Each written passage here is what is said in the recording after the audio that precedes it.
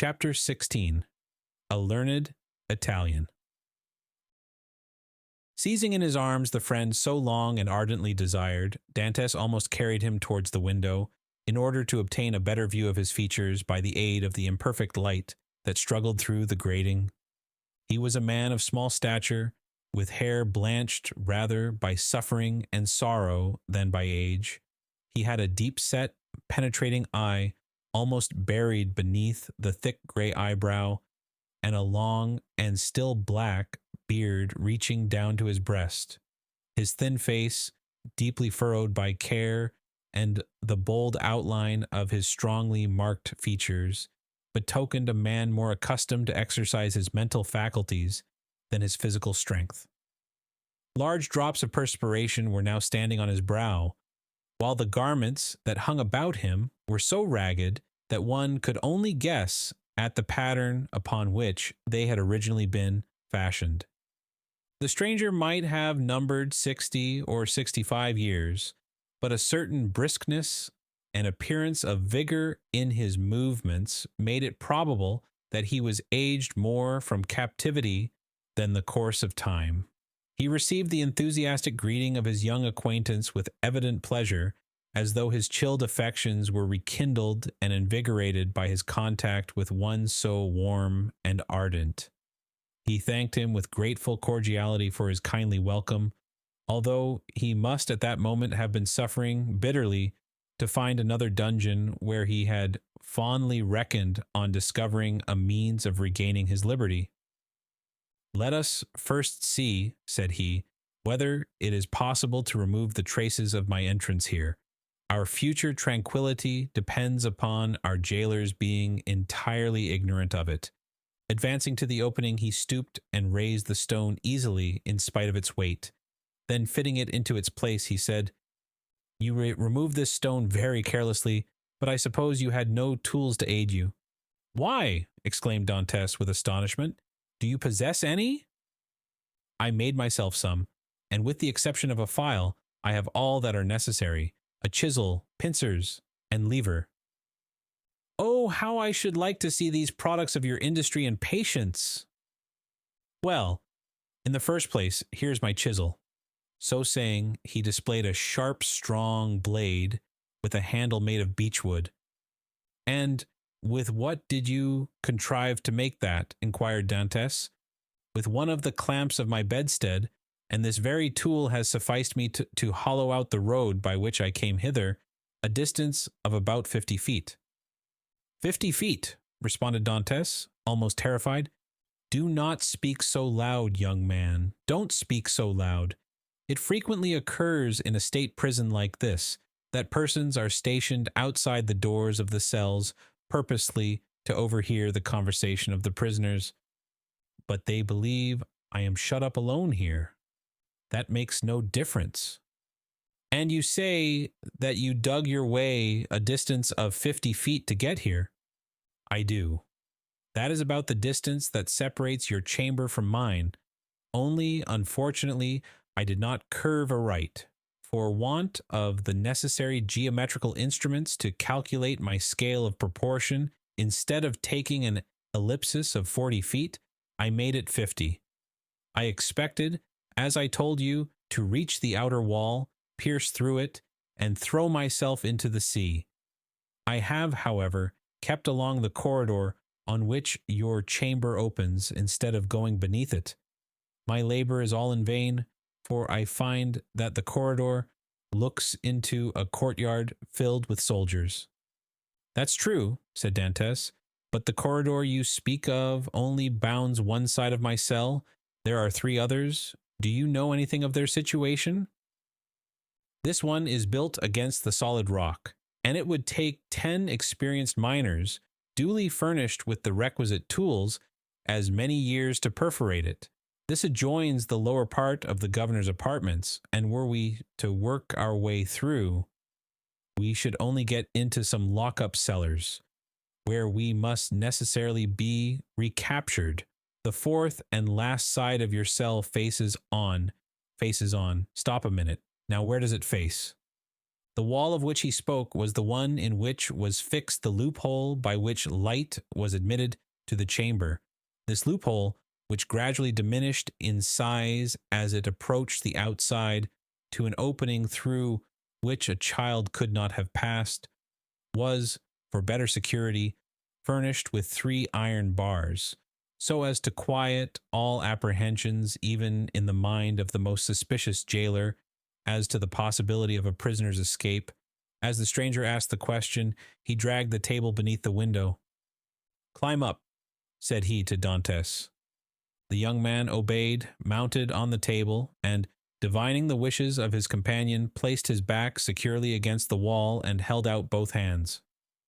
The stranger, whom as yet Dantes knew only by the number of his cell, sprang up with an agility by no means to be expected in a person of his years, and light and steady on his feet as a cat or a lizard, climbed from the table to the outstretched hands of Dantes, and from them to his shoulders. Then, bending double, for the ceiling of the dungeon prevented him from holding himself erect, he managed to slip his head between the upper bars of the window, so as to be able to command a perfect view from top to bottom. An instant afterwards he hastily drew back his head, saying, "I thought so," and sliding from the shoulders of Dantes, as dexterously as he had ascended, he nimbly leaped from the table to the ground. "What was it that you thought?" asked the young man, anxiously, in his turn descending from the table. The elder prisoner pondered the matter. "Yes," said he at length, "it is so. This side of your chamber looks out upon a kind of open gallery, where patrols are continually passing, and sentries keep watch day and night. Are you quite sure of that?" "Certain. I saw the soldier's shape and the top of his musket. That made me draw in my head so quickly, for I was fearful he might also see me." "Well?" inquired Dantes. "You perceive, then, the utter impossibility of escaping through your dungeon?" "Then," pursued the young man eagerly, "then," answered the elder prisoner, "the will of God be done." And as the old man slowly pronounced those words, an air of profound resignation spread itself over his careworn countenance. Dantes gazed on the man who could thus philosophically resign hopes so long and ardently nourished with an astonishment mingled with admiration. "Tell me, I entreat of you, who and what you are," said he at length. "Never have I met with so remarkable a person as yourself." "Willingly," answered the stranger, "if indeed you feel any curiosity respecting one, now, alas, powerless to aid you in any way. Say not so. You can console and support me by the strength of your own powerful mind. Pray, let me know who you really are." The stranger smiled a melancholy smile. "Then, listen," said he. "I am the Abbé Faria, and have been imprisoned, as you know, in this Château d'If since the year 1811, previously to which I had been confined for 3 years in the fortress of Fenn. In the year 1811, I was transferred to Piedmont in France. It was at this period I learned that the destiny which seemed subservient to every wish formed by Napoleon had bestowed on him a son, named King of Rome even in his cradle. I was very far then from expecting the change you have just informed me of, namely, that 4 years afterwards this colossus of power would be overthrown. Then who reigns in France at this moment? Napoleon II? No, Louis XVIII, the brother of Louis XVI. How inscrutable are the ways of Providence! For what great and mysterious purpose has it pleased heaven to abase the man once so elevated, and raise up him who was so abased? Dantes' whole attention was riveted on a man who could thus forget his own misfortunes while occupying himself with the destinies of others.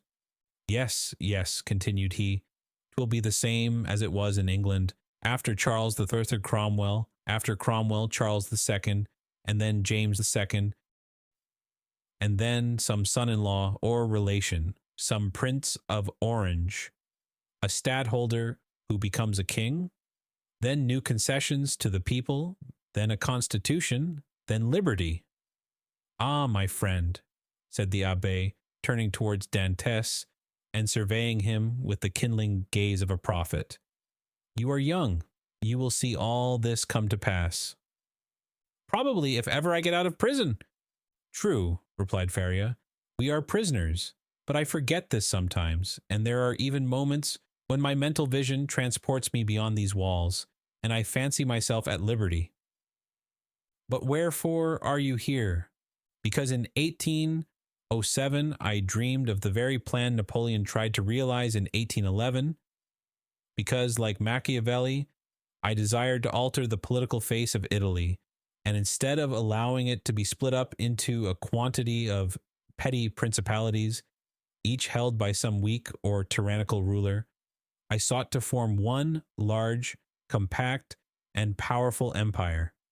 And lastly, because I fancied I had found my Caesar Borgia in a crowned simpleton who feigned to enter into my views only to betray me. It was the plan of Alexander VI and Clement VII, but it will never succeed now, for they attempted it fruitlessly, and Napoleon was unable to complete his work. Italy seems fated to misfortune. And the old man bowed his head. Dantès could not understand a man risking his life for such matters. Napoleon certainly he knew something of, inasmuch as he had seen and spoken with him, but of Clement VII and Alexander VI he knew nothing. Are you not, he asked, the priest who here in the Château d'If is generally thought to be ill? Mad, you mean, don't you? I did not like to say so, answered Dantès, smiling.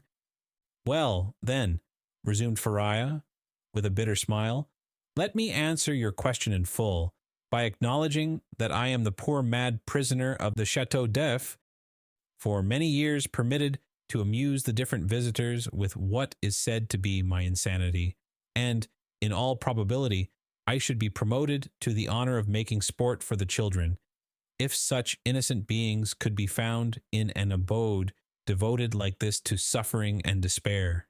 Dantès remained for a short time mute and motionless. At length he said, Then you abandon all hope of escape? I perceive its utter impossibility, and I consider it impious to attempt that which the Almighty evidently does not approve. Nay, be not discouraged. Would it not be expecting too much to hope to succeed at your first attempt? Why not try to find an opening in another direction from that which has so unfortunately failed? Alas, it shows how little notion you can have of all it has cost me to effect a purpose so unexpectedly frustrated that you talk of beginning over again. In the first place, I was 4 years making the tools I possess, and have been 2 years scraping and digging out earth, hard as granite itself. Then what toil and fatigue has it not been to remove huge stones I should once have deemed impossible to loosen? Whole days have I passed in these titanic efforts, considering my labor well repaid. If by night time I had contrived to carry away a square inch of this hard-bound cement, changed by ages into a substance unyielding as the stones themselves, then to conceal the mass of earth and rubbish I dug up, I was compelled to break through a staircase, and throw the fruits of my labor into the hollow part of it. But the well is now so completely choked up that I scarcely think it would be possible to add another handful of dust without leading to discovery. Consider also that I fully believed I had accomplished the end and aim of my undertaking, for which I had so exactly husbanded my strength as to make it just hold out to the termination of my enterprise. And now, at the moment when I reckoned upon success, my hopes are forever dashed from me. No, I repeat again, that nothing shall induce me to renew attempts evidently at variance with the Almighty's pleasure.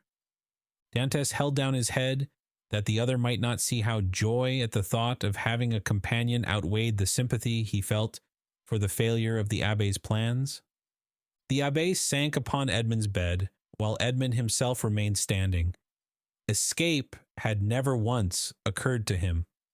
There are, indeed, some things which appear so impossible that the mind does not dwell on them for an instant. To undermine the ground for 50 feet, to devote 3 years to a labor which, if successful, would conduct you to a precipice overhanging the sea, to plunge into the waves from the height of 50, 60, perhaps 100 feet, at the risk of being dashed to pieces against the rocks, should you have been fortunate enough to have escaped the fire of the sentinels, and even, supposing all these perils passed, then to have to swim for your life a distance of at least 3 miles ere you could reach the shore, were difficulties so startling and formidable that Dantes had never even dreamed of such a scheme, resigning himself rather to death. But the sight of an old man clinging to life with so desperate a courage gave a fresh turn to his ideas and inspired him with new courage. Another, older and less strong than he, had attempted what he had not had sufficient resolution to undertake, and had failed only because of an error in calculation. This same person, with almost incredible patience and perseverance, had contrived to provide himself with tools requisite for so unparalleled an attempt. Another had done all this. Why, then, was it impossible to Dantes? Faria had dug his way through 50 feet. Dante would dig 100. Faria, at the age of 50, had devoted 3 years to the tasks. He, who was but half as old, would sacrifice 6. Faria, a priest and savant, had not shrunk from the idea of risking his life by trying to swim a distance of 3 miles to one of the islands, Dôme, Ratonneau, or Le Maire. Should a hardy sailor, an experienced diver like himself, shrink from a similar task? Should he, who had so often, for mere amusement's sake, plunge to the bottom of the sea to fetch up the bright coral branch, hesitate to entertain the same project? He could do it in an hour, and how many times had he, for pure pastime, continued in the water for more than twice as long? At once, Dantes resolved to follow the brave example of his energetic companion, and to remember that what has once been done may be done again. After continuing some time in profound meditation, the young man suddenly exclaimed, "I have found what you were in search of." Faria started. "Have you indeed?" cried he, raising his head with quick anxiety. "Pray, let me know what it is you have discovered." "The corridor through which you have bored your way from the cell you occupy here extends in the same direction as the outer gallery, does it not?" "It does." "And is not above 15 feet from it?" "About that." "Well, then I will tell you what we must do. We must pierce through the corridor by forming a side opening about the middle, as it were the top part of a cross. This time you will lay your plans more accurately. We shall get out into the gallery you have described, kill the sentinel who guards it, and make our escape. All we require to ensure success is courage, and that you possess, and strength, which I am not deficient in.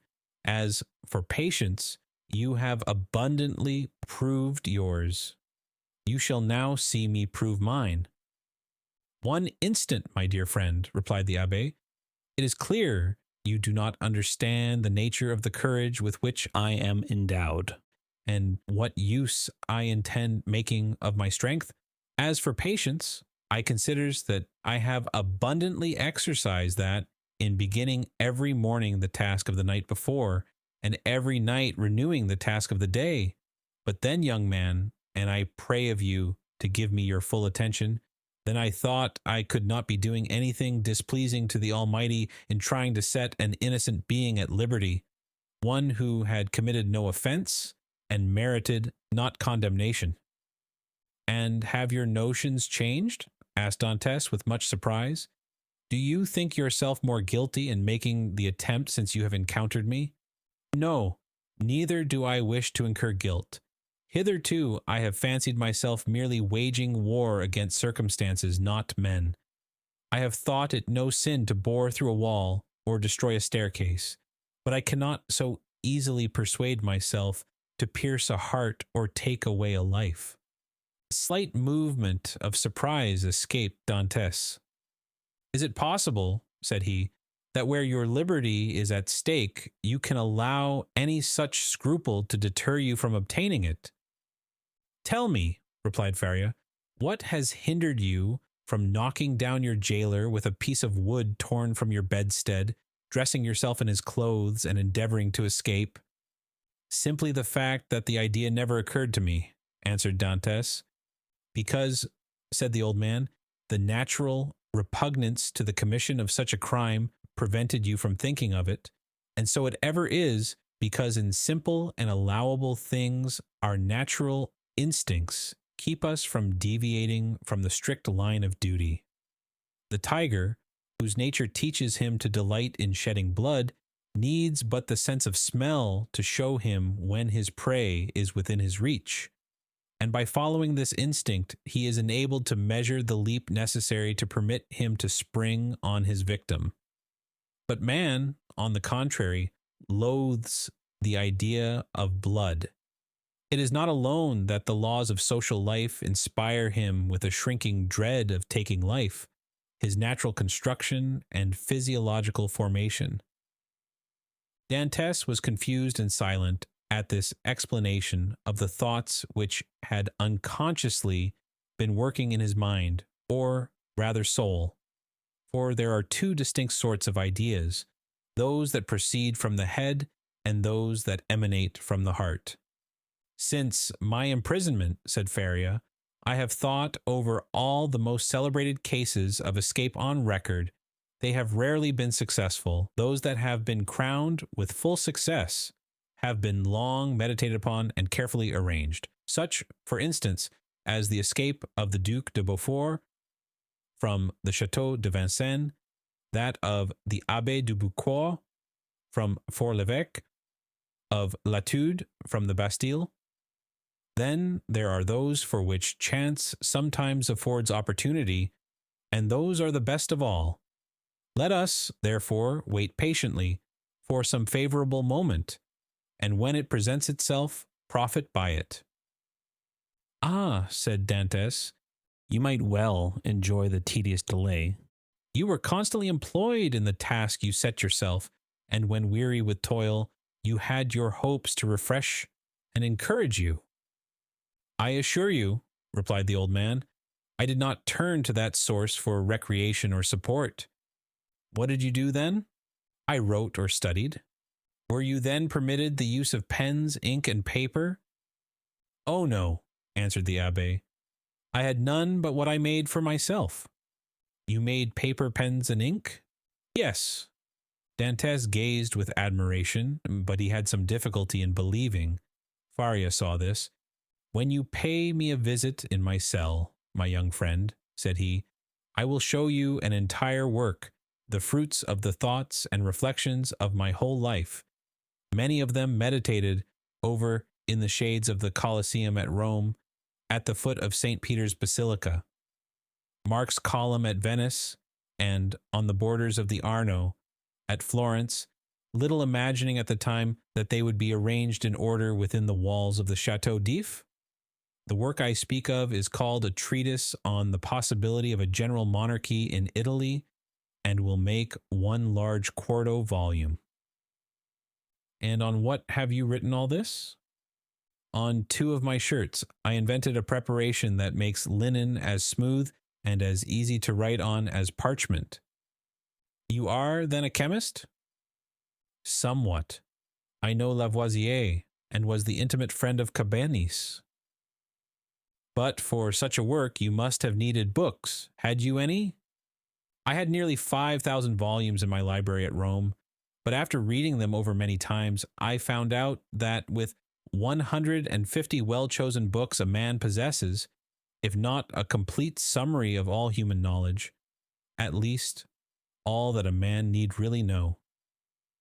I devoted 3 years of my life to reading and studying these 150 volumes, till I knew them nearly by heart, so that since I have been in prison, a very slight effort of memory has enabled me to recall their contents as readily as though the pages were open before me." I could recite you the whole of Thucydides, Xenophon, Plutarch, Titus, Livius, Tacitus, Strada, Jornandes, Dante, Montaigne, Shakespeare, Spinoza, Machiavelli, and Bossuet. I name only the most important. You are doubtless acquainted with a variety of languages, so as to have been able to read all these? Yes, I speak 5 of the modern tongues, that is to say, German, French, Italian, English, and Spanish. By the aid of ancient Greek, I learned modern Greek. I don't speak it so well as I could wish, but I am still trying to improve myself. Improve yourself, repeated Dantes. Why? How can you manage to do so? Why, I made a vocabulary of the words I knew, turned, returned, and arranged them, so as to enable me to express my thoughts through their medium. I know nearly 1,000 words, which is all that is absolutely necessary, although I believe there are nearly 100,000 in the dictionaries.